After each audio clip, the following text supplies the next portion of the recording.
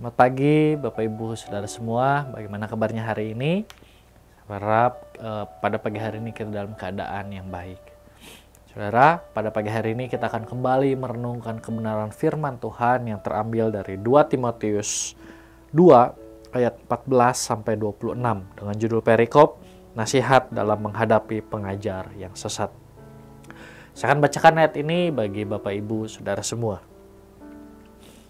Ingatkanlah dan pesankanlah semuanya itu dengan sungguh-sungguh kepada mereka di hadapan Allah, agar jangan mereka bersilat kata, karena hal itu sama sekali tidak berguna, malah mengacaukan orang yang mendengarnya. Usahakanlah supaya engkau layak di hadapan Allah sebagai seorang pekerja yang tidak usah malu, yang berterus terang memberitakan perkataan kebenaran itu. Tetapi hindarilah omongan yang kosong dan yang tak suci, yang tak menambah kefasikan. Perkataan mereka menjalar seperti penyakit kanker. Di antara mereka termasuk Himeneus dan Filetus, yang telah menyimpang dari kebenaran dengan mengajarkan bahwa kebangkitan kita telah berlangsung, dan dengan demikian merusak iman sebagian orang. Tetapi dasar yang diletakkan Allah itu teguh, dan materainya ialah Tuhan mengenal siapa kepunyaannya. Dan setiap orang yang menyebut nama Tuhan hendaklah meninggalkan kejahatan. Dalam rumah yang besar bukan hanya terdapat perabot dari emas dan perak, melainkan juga dari kayu dan tanah. Yang pertama dipakai untuk maksud yang mulia, dan yang terakhir untuk maksud yang kurang mulia.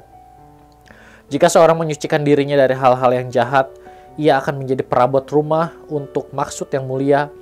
Ia dikuduskan, dipandang layak untuk dipakai tuannya, dan disediakan untuk setiap pekerjaan yang mulia. Sebab itu jauhilah nafsu orang muda, kejarlah keadilan, kesetiaan, kasih, dan damai bersama-sama dengan mereka yang berseru kepada Tuhan dengan hati yang murni. Hindarilah soal-soal yang dicari-cari yang bodoh dan tidak layak.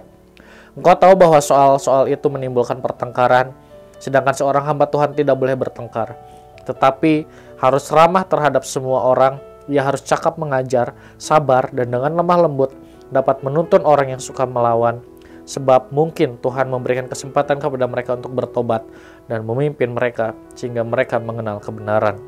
Dan dengan demikian mereka menjadi sadar kembali karena terlepas dari jerat iblis yang telah mengikat mereka pada kehendak. Saudara, renungan hari ini menceritakan mengenai Paulus yang kembali memberikan nasihat kepada Timotius.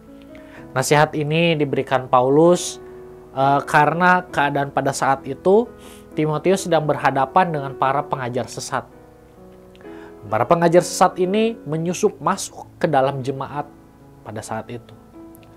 Paulus menasihati Timotius agar ia dapat mengajar dan menunjukkan kepada jemaat bagaimana seharusnya hidup sesuai dengan firman Tuhan. Jangan sampai terbawa oleh pengajaran sesat yang diberitakan, karena ajaran ini seperti kanker yang dapat menyebar kemana-mana.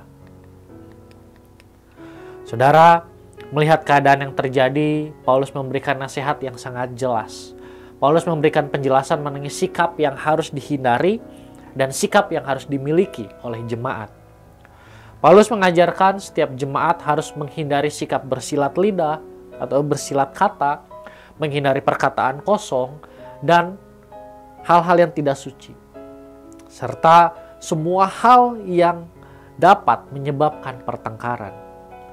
Dan sikap yang harus dimiliki sebagai seorang percaya yaitu mereka harus hidup dalam keadilan, kesetiaan, kasih, dan damai bersama-sama dengan mereka yang berseru kepada Tuhan dengan hati yang murni. Itu dapat kita lihat tadi dalam ayat yang ke-22. Saudara, melalui renungan hari ini kita melihat bagaimana keadaan yang terjadi pada jemaat pada saat itu. Banyak hal-hal yang salah yang menyusup ke dalam jemaat. Bahkan hal seperti ini juga masih terjadi di dalam gereja masa kini. Banyak nilai-nilai, sikap, dan ajaran yang menyusup ke dalam jemaat yang bertentangan dengan kebenaran firman Tuhan. Terkadang kita sebagai orang percaya menerima hal yang bertentangan itu karena mungkin hal itu sudah menjadi hal yang wajar di tengah-tengah kehidupan manusia pada umumnya. Sehingga kita tidak memeriksa dengan benar apakah hal itu bertentangan dengan kebenaran firman Tuhan atau tidak. Pada renungan hari ini kita kembali diingatkan, sebagai orang percaya kita harus lebih hati-hati karena mungkin saja ada hal-hal yang menyusup dalam gereja. Marilah kita sungguh-sungguh memeriksa dan memperhatikan setiap nilai, sikap, dan ajaran yang ada dalam gereja sehingga kita dapat benar-benar hidup sesuai dengan firman Tuhan. Saudara, marilah kita mengambil waktu sejenak untuk merenungkan kebenaran firman yang baru saja kita dengar. Saudara, sudahkah kita menghindari dan memiliki sikap yang telah diajarkan oleh Paulus melalui renungan hari ini?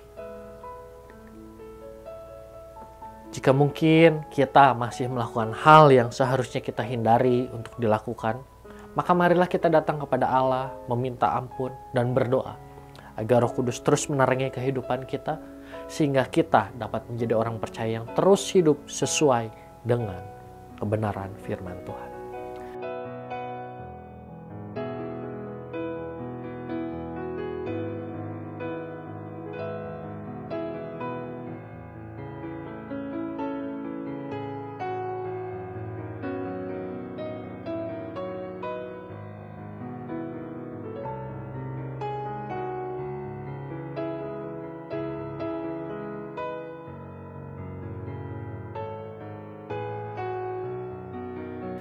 Mari kita akan tutup firman Tuhan hari ini di dalam doa.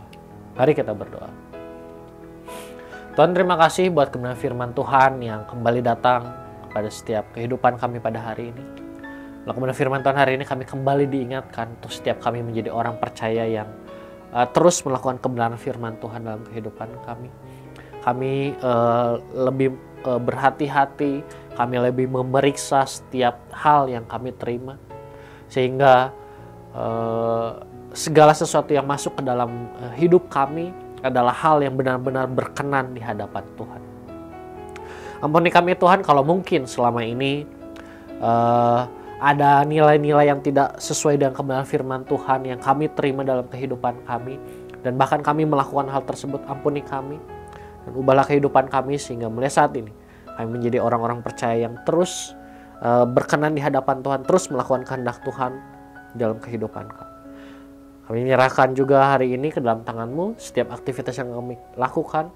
Kami mengundang Tuhan turut campur di dalamnya, sehingga setiap hal yang kami lakukan dapat terus mempermuliakan nama-Mu saja. Terima kasih Tuhan Yesus.